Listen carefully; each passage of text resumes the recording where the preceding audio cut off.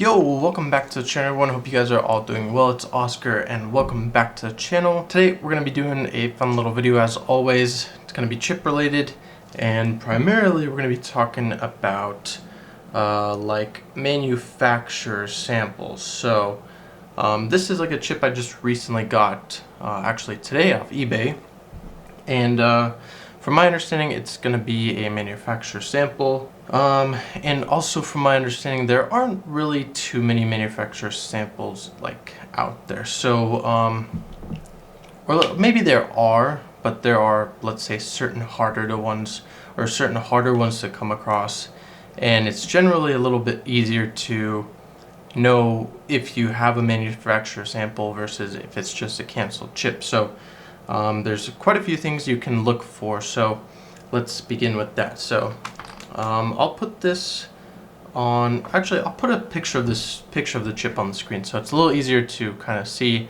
and it's not kind of going back and forth. So first thing you want to do when you're looking for a manufacturer's sample is to identify, or let's say if it has edge spots like this Peppermill 25 does, generally the manufacturer sample is going to be notched in the places of the base color of the chip that aren't on the edge spots.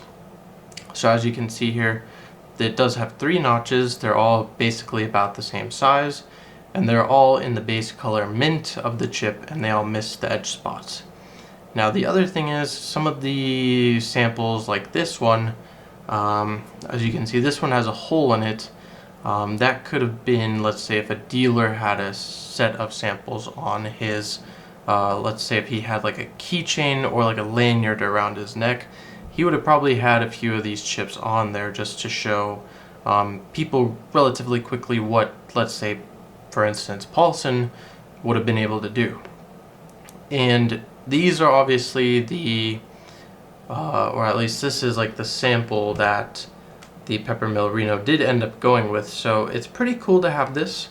And the interesting thing, also samples, it's a little hit and miss on prices. So I know a lot of people don't like to collect them just because it's, obviously it's a notch chip, it's not like a full chip, it has a drill in it sometimes, there's notches. Most of the time though, they are in really nice shape. Like this one, great shape as far as the edges go. So many of the times you're gonna see sample chips that are basically mint condition minus the notches and the drills. And I'm not saying all sample chips do have a drill, but this could have been like a chip that a, like I said, a dealer could have had on a lanyard or keychain around his neck. Have a customer show real quick, here you go, this is kind of something we can do.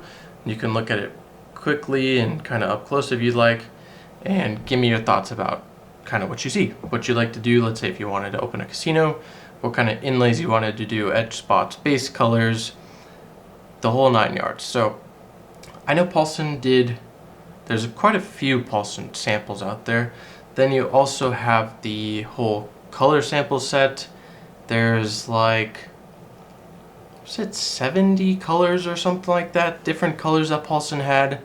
I know TRK has quite a few colors, but TRK also has a bunch of souvenir chips, like my good friend E collects.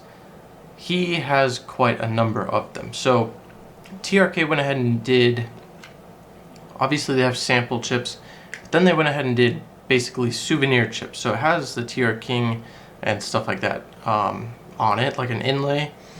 But then it also, it could either have like a one-off edge spot or base color variation that maybe another casino didn't use, or let's say, for instance, I believe there is a like a New China Club 100 that's basically a TRK sample. There's only one of those, and the TRK 100 is actually a different color than the TRK 100 yellow and purple that is on Chip Guide.